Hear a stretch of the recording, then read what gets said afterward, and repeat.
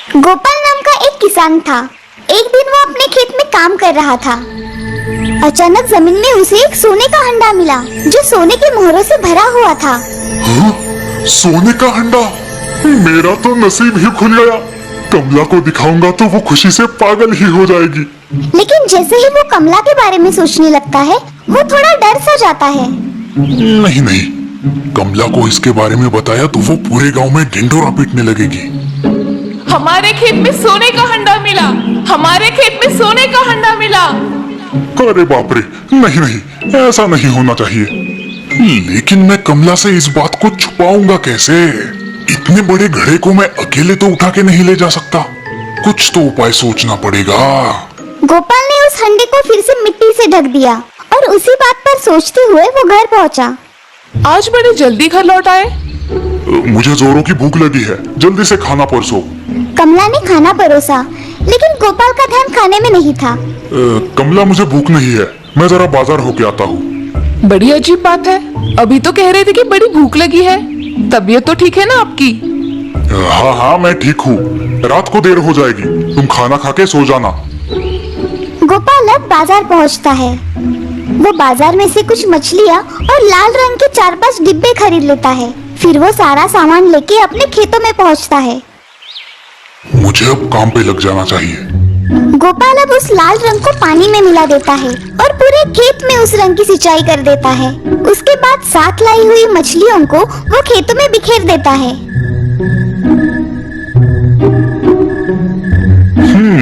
अब ठीक है। रात को बड़ी देर से वो अपने घर पहुंचता है। अरे, ये तो सो गई। कमला, कमला, उठो कमला, तुम्हें कुछ बताना है। अरे जल्दी यहाँ आओ। क्या हुआ? आपको आने में तो बड़ी देर हो गई। बात ही कुछ ऐसी है, मेरे साथ खेत में चलो। अभी इतनी रात गए? कल सुबह चले जाएंगे। नहीं कमला, अभी चलो। अपने खेत में बारिश हुई है। ये कैसे हो सकता है? यहाँ पर तो कोई बारिश नहीं हुई, आकाश भी साफ है। अरे पगली, वही तो बात है। बारिश सिर्फ हमारे खेतों में ही हुई है, वो भी साधारण बारिश नहीं, मछलियों की बारिश। आसमान से ढेर सारी मछलियाँ अपने खेतों में बिखरी पड़ी है। मछलियों की बारिश? आपकी तबीयत तो ठीक है ना? मैं बिल्कुल ठीक हूँ कमला, अब चलो मेरे साथ। हाथ में लालटेन लिए अब दोनों खेत पहुँचे। देखो कमला, ये कोई साधारण बारिश नहीं थी। आसमान से लाल रंग का पानी टपक रहा था। मैंने उस पानी को एक घड़े में भर के रखा है। जब कमला ने खेतों में बिखरी मछलियाँ देखी तो वो हैरान हो गई। खेतों में जगह जगह पर लाल रंग की बूंदें भी नजर आ रही थी। अरे हाँ, यहाँ पर तो ढेर सारी मछलियाँ बिखरी पड़ी है। ये सब कैसे हुआ? ये तो कोई चमत्कार ही लगता है। हम इस पानी से भरे घड़े को घर ले जाते हैं, लेकिन ये बड़े राज की बात है। तुम ये किसी को भी मत बताना। मैं भला किसी को क्यों बताऊंगी? कमला की मदद से गोपाल वो सोने की मोहरों से भरा हुआ हंडा घर ले आता है। दूसरे दिन सुबह कमला के उठने से पहले गोपाल ने वो हंडा घर के आंगन में गाड़ के छुपा दिया। सुबह जब कमला उठी, वो गोपाल के पास आकर उस हंडे के बारे में पूछने लगी। अजय, सुनते हो, वो हंडा आपने कहाँ पर रखा है? हंडा? कौन सा हंडा? वही जो कल रात को हम अपने खेतों से लेके आए थे। कमला की ये बात कुछ पड़ोसियों के कानों पर पड़ती है और वो कमला के आसपास जमा होकर उसे उस हंडे के बारे में पूछने लगते हैं। हंडा? कैसा हंडा? क्या आपको कोई सोने का हंडा मिला है? क्या है उस हंडे में? कोई खजाना मिला है क्या? अरे नहीं नहीं, ऐसी कोई बात नहीं है। इसने कल रात कोई सपना देखा होगा। मुझे कोई सपना नहीं पड़ा था। अब झूठ क्यों बोल रहे हो? कल रात को हम खेत में से एक बड़ा सा हंडा लेके आए। कल रात को? हाँ हाँ, कल रात को। पता है, कल रात को हमारी खेतों में बड़ी तेज बारिश हुई थी। लेकिन कल रात को तो यहाँ पर कोई बारिश नहीं हुई। वही तो, बारिश सिर्फ हमारे खेतों में ही हुई थी। और वो भी कोई साधारण बारिश नहीं, आसमान से लाल रंग का पानी बरसा। और पता है, ढेर सारी मछलियाँ भी आसमान से टपक कर हमारे खेतों में गिरी। वो घड़ा उसी लाल रंग के पानी से भरा हुआ था। कमला की ये बात सुनकर वहाँ पर जमे सभी लोग हंसने लगे। मछलियों की बारिश? ऐसा भी कभी कुछ हो सकता है भला? ये जरूर पागल हो गई है। बहन, तुमने जरूर कोई सपना देखा होगा। चलो भाई, खाली पीली अपना समय बर्बाद हुआ। मछलियों की बारिश, पागल कहीं की। अरे रुको जरा, सुनो तो, मैं सच कह रही हूँ। अरे अरे सुनो तो, सच में मछलियों की बारिश हुई थी। अरे आप तो कुछ बोलिए ना। मैंने तो पहले ही कहा था, तुमने कोई सपना देखा होगा। अब जाने भी दो कमला, जल्दी से मुझे नाश्ता दे दो, खेतों में जाने में देरी हो रही है। क्या सच में मैंने कोई सपना देखा है? अपनी पत्नी को पुटपुटाते हुए अंदर जाता देख गोपाल मन ही मन मुस्कुराता है। राज की बात हमेशा राज ही रहनी चाहिए, नहीं तो वो राज क्यों कहलाएगा। एक बार सज्जनपुर नाम के गांव में एक नया बर्गर वाला आता है जिसका नाम है किशन। वो बहुत सारे गांव से गुजरता है, मगर उसे सज्जनपुर गांव अच्छा लगता है। उस गांव के लोगों को बर्गर क्या चीज होती है ये भी पता नहीं होता। किशन सोचता है, अरे वाह, इस गांव में तो कोई भी बर्गर वाला नहीं है। इस गांव के लोगों को तो पता भी नहीं होगा कि बर्गर होता क्या है। चलो, इसी बहाने मेरे बर्गर का स्वाद सबको पता चल जाएगा और मेरा धंधा भी चलेगा। ऐसा कहके किशन अगले ही दिन अपनी बर्गर की गाड़ी गांव के बीचों बीच लगाता है। आओ भाई आओ, एक बर्गर सिर्फ 15 रुपए में, आओ आओ, लाजवाब बर्गर खाओ। ये सुनकर वहां खड़े रवि और राजू सोचते हैं, अरे राजू, सच में ये बर्गर इतना अच्छा होगा क्या? मैंने तो आज तक नहीं खाया भाई। चलो, 15 रुपए की बात है, खा के देखते हैं। आइए आइए साहब, कितने बर्गर दो आपको, एक या दो? अरे भाई, पहले एक ही बर्गर दो, अच्छा लगा तो दूसरा लेंगे। ठीक है साहब। किशन रवि को एक बर्गर देता है। रवि और किशन उसे खा के देखते हैं। उन दोनों को उसका स्वाद बहुत अच्छा लगता है। वो उस दिन पेट भर के बर्गर खाते हैं और गांव में सब लोगों को बताते हैं कि बर्गर का स्वाद कितना अच्छा है। ये सब सुनकर गांव के सभी लोग बर्गर खाने के लिए आते हैं। बर्गर का स्वाद उन्हें बहुत अच्छा लगता है। दूसरे दिन से किशन का बर्गर का बिजनेस बहुत अच्छी तरह से चलने लगता है। एक दिन उसकी दुकान पर राकेश आया। राकेश बड़ा ही लालची और आलसी था। उसे कोई भी काम करना अच्छा नहीं लगता था। उस बर्गर की दुकान पर लोगों की भीड़ देखकर वो अचरज में पड़ गया और उसके मन में लालच आ गया। ये बर्गर वाले का काम तो सही है, सारा गांव इससे बर्गर खाता है, क्यों ना मैं इसे मारकर इसका धंधा अपना लूं। हाँ, इससे बना बनाया सब मुझे मिल जाएगा और मुझे मेहनत करने की भी जरूरत नहीं पड़ेगी। ऐसा ही करता हूँ। उसी रात राकेश भेष बदलकर किशन के घर जाता है। सोते हुए किशन को बड़े चाकू से मार देता है और वहां से बर्गर बनाने का सारा सामान चोरी करके ले जाता है। अगले दिन राकेश बर्गर बेचने के लिए किशन के ठेले पर खड़ा हो जाता है। आओ आओ, बर्गर खाओ, अपना दिल बहलाओ, आओ गर्मा गर्म बर्गर खाओ। ये सुनकर रवि वहां पर आता है। अरे राकेश, ये क्या नया धंधा शुरू किया क्या? वो पुराना बर्गर वाला कहाँ गया? अरे वो बर्गर वाले का इस धंधे में नुकसान हो रहा था, इसलिए वो कल रात ही मुझे ये सब बेच के शहर चला गया। आज से मैं ही बर्गर बेचूंगा। अच्छी बात है, एक बर्गर दे दो। दूसरी तरफ बर्गर वाला किशन भूत बन जाता है। अरे मेरे बर्गर का सामान कहाँ गया? वो उसके कमरे में देखता है, तभी उसे पलंग पर उसकी लाश दिखाई देती है। अरे ये तो मैं हूँ और मेरे पेट में चाकू, यानी कि मैं मर चुका हूँ। किशन के भूत को बहुत बुरा लगता है कि कोई उसे सोते समय मारकर चला गया और उसे पता भी नहीं था कि उसे किसने मारा। मुझे जिसने भी मारा है मैं उसे जिंदा नहीं छोड़ूंगा। मेरे साथ धोखा हुआ है। आखिर मेरी किसी से क्या दुश्मनी थी? बदला तो मैं जरूर लूंगा और उसे सबक भी सिखाऊंगा। ऐसा कह के भूत गांव में गली गली भटकता रहता है। इधर राकेश बर्गर में खराब सॉस और खराब सब्जियां डालकर बेचने लगता है। हाँ, ये सही है, आधी ताजी सब्जियां और आधी खराब सब्जियां मिलाओ, किसी को क्या पता चलेगा। इससे पैसे भी कम लगेंगे और मुनाफा भी ज्यादा हो जाएगा। अरे भाई हरिया, ये बर्गर खाओ तो पेट ही खराब हो जाता है। पहले का बर्गर वाला कितना अच्छा था, कितने अच्छे बर्गर बना के देता था और कितना भी खाओ तकलीफ नहीं होती थी। हाँ भाई सच है, राकेश का बर्गर खा के पेट खराब हो जाता है, मगर ये कमबख्त मन है कि मानता ही नहीं। उनकी ये बातें बर्गर वाला भूत सुन लेता है। अच्छा, तो ये राकेश का काम है। मेरा बर्गर का धंधा भी इसने हड़प कर लिया और अब बर्गर बेच रहा है। राकेश ने ही मुझे जान से मार डाला होगा, अब मैं उसे नहीं छोड़ूंगा। ऐसा कह के भूत बहुत गुस्से में वहां से चला जाता है। इधर बर्गर का स्वाद बदल जाने के कारण अब लोग बर्गर खाना बंद कर देते हैं। राकेश का धंधा कम हो जाता है। ऐसे ही एक दिन राकेश अपना ठेला बंद करके अपने घर जाता है। किशन का भूत पहले उसके घर में विराजमान होता है। आ ही गया ऊंट पहाड़ के नीचे, अब कहाँ जाओगे? कौन है? सामने आओ। तभी भूत राकेश के सामने आ जाता है। मैंने तुम्हारा क्या बिगाड़ा था जो तुमने मुझे मार डाला और अब मेरी कमाई खा रहे हो? मुझे माफ कर दो, मुझसे गलती हो गई। अब इस गलती की सजा भी तुम्हें भुगतनी पड़ेगी। ऐसा कहकर किशन का भूत राकेश के शरीर में प्रवेश करता है और उस पर कब्जा कर लेता है।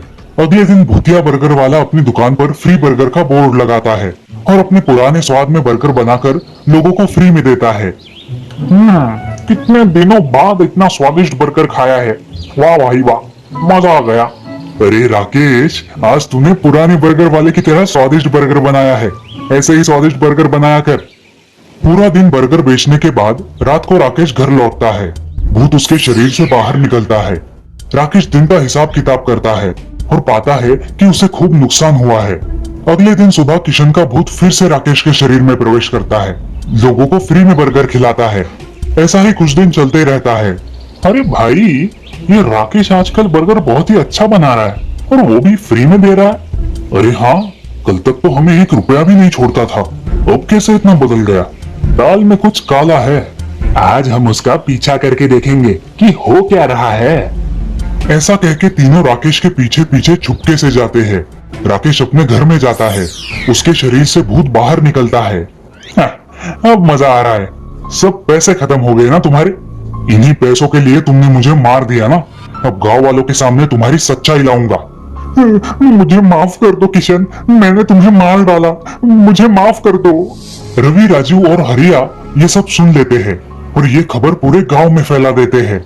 अगले दिन सारी पंचायत के सामने राकेश अपना गुनाह कबूल कर लेता है और उसे जेल हो जाती है। दोस्तों, इस कहानी से हमें ये सीख मिलती है कि दूसरों को नुकसान पहुंचाकर हम खुद कभी फायदे में नहीं रह सकते। सुंदरपुर नगर में शंभू नाम का एक लकड़ियों का कारागिर रहता था। उसे एक लड़की थी जिसका नाम था राधा। राधा बहुत ही होनहार और होशियार लड़की थी। शंभू का एक मित्र था हरिया, जो खेतों में काम किया करता था। उसकी बेटी थी श्यामा। दोनों भी बहुत अच्छे दोस्त थे। उनकी बेटियां भी अच्छी सहेलियां थी। एक दिन गांव में बहुत घबरा देने वाली घटना होती है। गांव के पास एक पुराना कुआं होता है। उसके पास गांव के एक आदमी की लाश दिखाई देती है। ये सब देखकर गांव वाले बहुत डर जाते हैं। उस आदमी को किसने मार डाला और क्यों मार डाला, ऐसे बहुत सारे सवाल गांव वालों के मन में होते हैं, मगर उन सवालों का कोई जवाब नहीं मिलता। इसीलिए सब लोग यही समझ लेते हैं कि कुएं पर किसी भूत का साया है जो ये सब कर रहा है। दूसरे दिन पंचायत में गांव के सरपंच जी लोगों को एक निर्णय सुनाते हैं। गांव के उस कुएं पर भूत का साया है, इसलिए कोई भी उस कुएं से पानी नहीं भरेगा। सब लोग हाँ कहकर सरपंच जी की बात मान लेते हैं। अब गांव का कोई भी इंसान उस कुएं के पास नहीं जाता और ना ही उसका पानी भरता है। चंदा मौसी, क्या सच में कुएं पर भूत होगा क्या? होगा बेटी, तभी तो उस आदमी की लाश वहां मिली ना। गांव की औरतें भी शाम होने से पहले ही पानी भर लिया करती थी और रात को उस गांव में कोई भी बाहर नहीं निकलता था।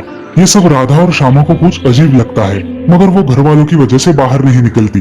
एक दिन ऐसे ही, अरे श्यामा, क्या सच में भूत वूत होते हैं क्या? क्या पता राधा, मगर भूत वूत तो कुछ होते ही नहीं है। हाँ श्यामा, वो तो है, लेकिन हमें इस बात की सच्चाई पता लगानी ही होगी। राधा और श्यामा रात को घर के आंगन में मिलने के लिए आती है। रात में दोनों सहेलियां साथ में मिलकर एक पेड़ के पीछे छुपकर उस कुएं की तरफ देखती है। सारे गांव में बहुत शांतता फैली हुई है। तभी कुएं के पास कुछ हलचल दिखाई देती है। दोनों सहेलियां बहुत डर जाती है, मगर वो उसी जगह खड़ी रहती है। रात के घने अंधेरे में उन्हें कुछ ठीक से दिखाई नहीं देता, इसलिए दोनों चुपचाप घर लौट जाती है। ऐसे ही बहुत दिन बीत जाते हैं, मगर भूत का कोई पता नहीं चलता और गांव के लोगों के दिल में अभी भी डर बैठा रहता है। एक दिन शंभू को जंगल से लकड़ियां लाते समय बहुत देर हो जाती है। जंगल के रास्ते गांव आते समय वो देखता है कि कालू नाम का एक डाकू उसी रास्ते से गांव में जा रहा था। शंभू कालू को बहुत अच्छी तरह से जानता था, क्योंकि शंभू जंगल में बहुत बार लूट चुका था। कालू एक डाकू था जो लोगों से पैसे हड़प लेता था और लोगों ने सुना नहीं तो उनकी जान ले लेता था। अब शंभू को डर लगने लगा। हे भगवान, ये कालू आज भी मुझे लूट लेगा। ऐसा कह के शंभू उसके पीछे दूर खड़ा रहा, उसे जाने दिया और वो उसके पीछे पीछे दबे पांव चलने लगा। शंभू उस कुएं के पास आता है। कालू उस कुएं के पास कुछ कर रहा होता है। कुएं के पास एक पुरानी हवेली थी जिसमें कोई नहीं रहता था। कालू कुएं के पास आकर एक मुर्गी को काटने लगता है और उसका खून वहां छिड़क देता है। बाद में मुर्गी उठाकर वो उस पुरानी हवेली में चला जाता है। अरे ये क्या, ये कालू तो डाकू है और यहाँ ये सब क्या कर रहा है, और मुर्गी को मार के यहाँ से चला गया। देखना पड़ेगा। ऐसा कह के शंभू उस हवेली में जाके देखता है। वहाँ उसे कालू मुर्गी पकाते हुए दिखाई देता है। इस गांव के लोग तो बेवकूफ ही है। खून आदमी का है या मुर्गी का ये भी नहीं समझ पाते। ये भूतिया कुआं तो मेरे बड़े काम में आया। अच्छी तरह से लोगों के मन में दहशत बैठ गई है। अच्छा, तो ये लोगों को बेवजह डरा रहा है, जिससे लोग हवेली और कुएं के पास ना आ सके। और उस आदमी का खून भी कालू ने ही किया होगा। हर रोज यहाँ आकर खून के निशान भी यही लगाता है। तेरा तो अच्छा भांडा फोड़ करूंगा कालू, रुक जरा। ऐसा कह के शंभू वहां से निकल जाता है और घर आकर सारी बातें घर वालों को बता देता है। घर वालों का तो विश्वास ही नहीं बैठता। तभी राधा बोलती है, पिताजी, उस दिन रात में मैं और श्यामा भी कुएं के पास गए थे, लेकिन अंधेरे की वजह से हम ठीक से कुछ देख नहीं पाए। अरे राधा, ऐसे घर में ना बताकर कहीं मत जाया करो। ठीक है पिताजी, मगर अब हम उस कालू चोर का पर्दाफाश करके ही रहेंगे। ठीक है, कल हरिया चाचा को बुलाकर एक योजना बनाएंगे। चलो अब सो जाओ। ऐसा कहकर सारे लोग सो जाते हैं और सुबह उठकर शंभू और राधा हरिया के घर जाते हैं। हरिया, ओ हरिया, जरा बाहर आना तो। अरे शंभू, आज सुबह सुबह कैसे आना हुआ? कुछ काम है क्या? अरे काम कुछ नहीं, तुम्हें कुछ बताना है। क्या बताना है बोलो? अरे कल जंगल से लकड़ियां लाते समय बहुत देर हो गई थी मुझे। जंगल के रास्ते से गांव में आते आते मुझे वो कालू चोर दिखाई दिया। वो गांव में घुस रहा था। वो कुएं के पास आया और उसने मुर्गी काटी। मुर्गी काटकर उसका खून वहां पर छिड़क दिया। वो पुरानी हवेली में चला गया। वो वही रहता है और मुर्गियां पकाकर मजे से खाता है। और हम सब लोग भूत भूत करके डरते रहते हैं। क्या कह रहे हो? अगर ये बात सच है तो हमें उसे सबक सिखाना चाहिए। हाँ हरिया, मेरे पास एक योजना है। हम आज रात ही पुलिस को बुला लेंगे और पुलिस के हवाले कर देंगे उसे। क्या कहते हो? पिताजी, चाचा जी, हमारे पास एक बहुत अच्छी योजना है। हम दोनों आज रात को भूत का भेष बना लेंगे और कुएं के पास खड़े हो जाएंगे। जैसे ही कालू चोर आएगा तो हम उसे डराएंगे, जिससे वो अपना गुनाह कबूल कर ले। हाँ चलेगा, मगर तुम ये सब संभल कर करना। श्यामा और राधा ने पूरा पहराव भूत की तरह बना लिया। अब शाम हो गई थी। वे दोनों कुएं की ओर जाकर खड़ी हो गई। सारे गांव वाले पेड़ों के पीछे छुपकर देखने लगे और अब तक पुलिस वाले भी वहां आ गए थे। तभी जंगल के रास्ते कालू चोर वहां आता है। जैसे ही कालू कुएं के पास आता है, वहां खड़े भूतों को देखकर चिल्ला पड़ता है, भूत भूत। हा हा हा हा, आओ मेरे पास आओ। तुम खामखा लोगों को मेरा नाम लेके डरा रहे थे, इसीलिए मुझे आना पड़ा। अरे भूत जी, मुझे माफ कर दीजिए, मुझसे गलती हो गई। मैंने जीवन में कई लोगों का खून किया है और आपका नाम लेके इस गांव के लोगों को मैं डराता हूँ। मगर गांव के लोगों ने तुम्हारा क्या बिगाड़ा है? तुम उन्हें क्यों परेशान कर रहे हो? अगर मैं लोगों को डराऊं तो इसमें मेरा ही फायदा था। मुझे रहने के लिए हवेली और लोगों की मुर्गियां खाने को मिलती थी। अगर जरूरत पड़े तो मैं चोरी भी कर लेता था। अगर कोई मेरे बीच में आया तो मैं उसे मार डालता था। लेकिन अब मैं किसी को परेशान नहीं करूंगा। सच बोल रहे हो या ये भी झूठ बोल रहे हो? मैं सच बोल रहा हूँ, आप मेरा विश्वास कीजिए। तभी पुलिस वहां आके कालू को पकड़ लेती है और उसे थाने में ले जाती है। सारे गांव वाले राधा और श्यामा की एक्टिंग की प्रशंसा करते हैं और उनका सत्कार करते हैं। उसी के साथ हरिया और शंभू की सूझबूझ की भी वाह करते हैं। अब गांव वाले निश्चिंत होकर जीने लगते हैं और अफवाहों पर यकीन करना छोड़ देते हैं। तो दोस्तों, इस कहानी से हमें ये सीख मिलती है कि कभी भी अफवाहों पर विश्वास नहीं रखना चाहिए और किसी भी बात की जांच पड़ताल किए बिना किसी भी निष्कर्ष पर नहीं पहुंचना चाहिए। हाय बच्चों, उम्मीद है आपको वीडियो पसंद आया होगा। सब्सक्राइब करो हमारे चैनल प्ले टाइम फन पे। Bye bye.